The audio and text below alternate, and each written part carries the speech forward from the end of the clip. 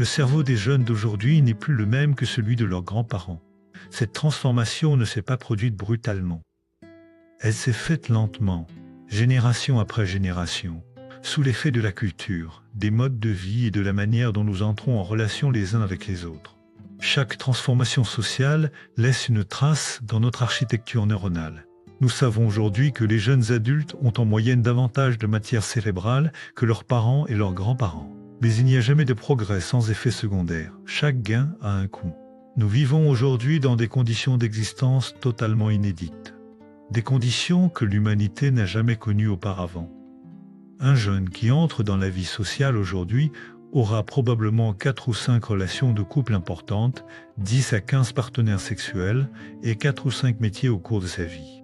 L'espérance de vie d'un couple jeune est désormais d'environ 6 ans et près de 60% des couples se séparent. Cette réalité était inconnue des générations précédentes. Ce n'était pas le monde de leurs parents et encore moins celui de leurs grands-parents.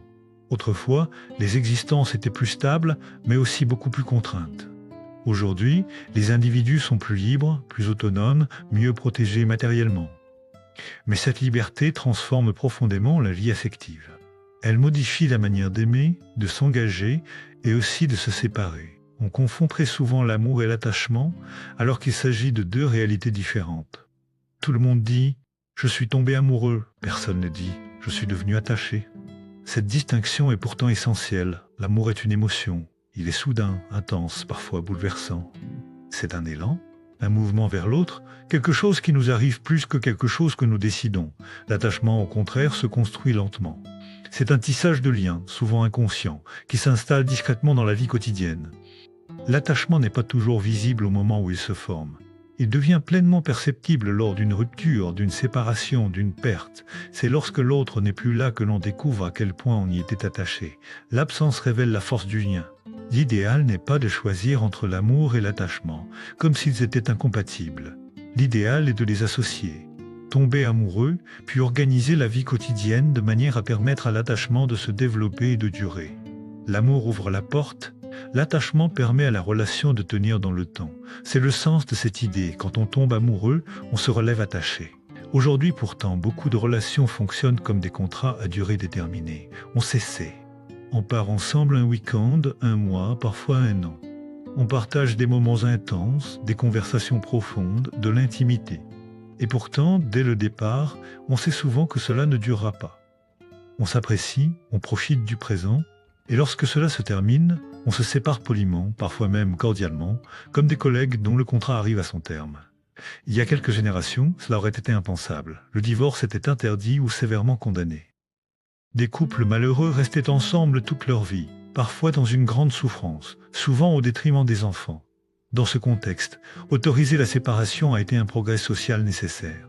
Cela a permis de réduire la violence, l'hypocrisie et la misère silencieuse. Mais aujourd'hui, nous sommes passés à l'extrême inverse. L'amour est devenu une aventure de courte durée. L'engagement est repoussé, évité, voire perçu comme dangereux. Nos sociétés valorisent énormément le développement personnel.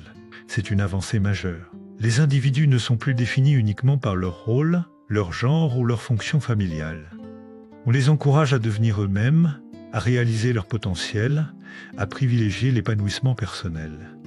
Mais ce progrès a un effet secondaire, l'isolement. Beaucoup de jeunes adultes ont peur de tomber amoureux. Non pas parce qu'ils rejettent l'amour, mais parce qu'ils redoutent l'attachement. Ils ont peur de perdre leur liberté, de devenir dépendants, d'être enfermés dans le lien. L'attachement est perçu comme un risque, comme une perte de contrôle. La sexualité devient alors autonome, dissociée de l'engagement affectif. Elle devient un espace d'expérience plutôt qu'un socle pour construire une vie commune. Ce qui est nouveau aujourd'hui, c'est que les femmes adoptent de plus en plus des comportements que l'on reprochait autrefois aux hommes. Les relations sans lendemain, la distance émotionnelle, le refus de l'attachement durable, la priorité donnée à soi-même plutôt qu'au couple. Il ne s'agit pas d'un jugement moral, mais d'une évolution culturelle. Lorsque les rôles sociaux changent, les stratégies affectives changent aussi. Il n'existe aucune pulsion humaine qui ne soit façonnée par la culture. La faim est culturelle, le sommeil est culturel. L'amour, la sexualité et la reproduction sont culturelles. Pendant des millénaires, la sexualité avait une fonction sacrée. Sa finalité principale était de mettre des enfants au monde. Le plaisir existait, bien sûr, mais il était secondaire, souvent passé sous silence, parfois même condamné. Aujourd'hui, la sexualité est étroitement liée au plaisir, à l'identité et à l'expression de soi. La parentalité n'est plus une obligation, mais un choix. En France, environ 6% des femmes choisissent de ne pas avoir d'enfants. En Allemagne, ce chiffre atteint 40% chez les femmes diplômées, beaucoup privilégiant le développement personnel, les études, l'accomplissement professionnel et l'indépendance. Et pourtant, un grand nombre d'entre elles changent d'avis entre 30 et 35 ans lorsque le désir de transmission, de continuité et de lien refait surface. Le lien affectif essentiel au développement humain se construit très tôt, au cours des 1000 premiers jours de la vie. Ces premiers jours constituent la base de tout ce qui suivra. Lorsque ce lien est sécurisé, l'enfant peut développer de la résilience. Même confronté à des traumatismes, à l'adversité ou à la perte, un enfant solidement attaché dispose de ressources internes qui lui permettent de continuer à grandir. À l'inverse, des débuts de vie chaotiques fragilisent profondément le développement du cerveau. Sans attachement stable, l'enfant n'apprend pas à réguler ses émotions, à parler de ce qu'il ressent, à exprimer ses désirs ou à anticiper les conséquences de ses actes. Le cerveau s'organise alors autour de l'impulsion et de la réaction immédiate. L'agir remplace la pensée. Les neurosciences montrent qu'en l'absence de lien affectif stable, on observe une atrophie des lobes préfrontaux, qui sont impliqués dans l'anticipation, la planification et le contrôle de soi. Les circuits de la mémoire sont également affectés. Sans altérité, sans relation signifiante, il n'y a rien à inscrire, rien à intégrer, le cerveau se développe dans la relation. Un cerveau seul est un cerveau qui s'atrophie. Paradoxalement, nos sociétés n'ont jamais été aussi pacifiées. Les relations humaines sont moins violentes. Les enfants n'ont jamais été aussi respectés, aussi protégés matériellement, aussi entourés de confort et de sécurité.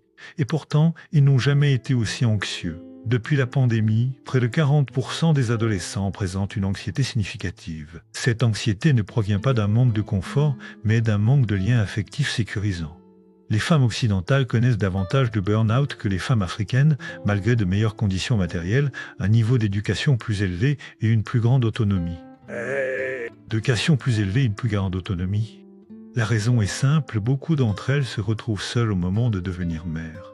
Elles affrontent la parentalité sans soutien relationnel suffisant. Or, la relation affective est un tranquillisant naturel. Lorsqu'elle manque, l'épuisement peut se transformer en dépression. Depuis l'allongement du congé paternité, les dépressions périnatales ont diminué de 50% en un an.